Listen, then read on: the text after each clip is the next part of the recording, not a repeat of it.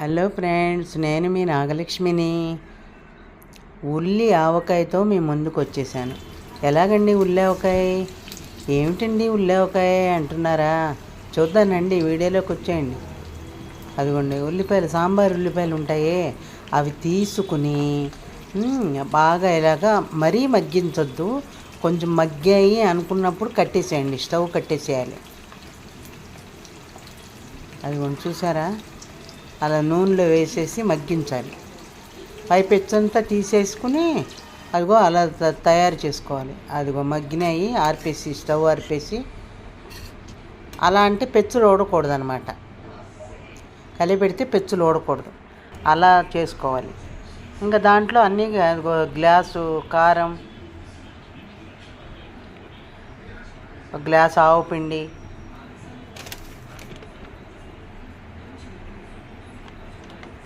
ఆవుపిండి 3 mangoes, ఆవుపిండి కూడా 3 mangoes, కారం, ఉప్పు అన్నీ ఆ గ్లాస్ కొలతలతో పోసేసి అర గ్లాసుడు ఉప్పు వేయండి. అర గ్లాసుడు ఉప్పు, గ్లాసుడు ఆవుపిండి, గ్లాసుడు కారం పోసేసుకోండి. వెల్లుల్లిపాయ కూడా కావాలంటే వేసుకోవచ్చు. నేను ఇందులో వెల్లుల్లిపాయ వేయలేదు, మిగతా ఆవకాయల్లో వేస్తా కానీ ఇందులో వేయలేదు. అది కూడా అంతే. అలా కలిపి పెట్టేసుకొని 2 రోజులు పోయాక వేసుకోండి. అదిరిపోయే ఆవకాయ అండి. అసలు ఏంటి ఉల్లిపాయ ఆవకాయ అనుకునేదాన్ని నేను, కానీ బ్రహ్మాండంగా ఉంది. నిమ్మకాయ పిండాలి. అదిగో నిమ్మకాయ రసం అక్కడ పెట్టుకున్నాను కదా, నిమ్మకాయ 3 నిమ్మకాయలు సరిపడా రసం పిండాలి. అంతే, బ్రహ్మాండంగా ఉంది. ఉల్లిపాయ రెడీ అయిపోయిందండి.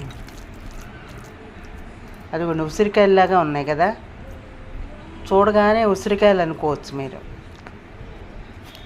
ఉసిరి ఆవకాయ అన్నట్టు ఉంది చూడటానికి, కానీ అది ఉల్లి ఆవకాయ. మీరు ట్రై చేయండి. నచ్చితే లైక్ చేయండి, కామెంట్ చేయండి, సబ్స్క్రైబ్ చేసుకోండి. చివరి వరకు వీడియో చూడండి ప్లీజ్. బాయ్.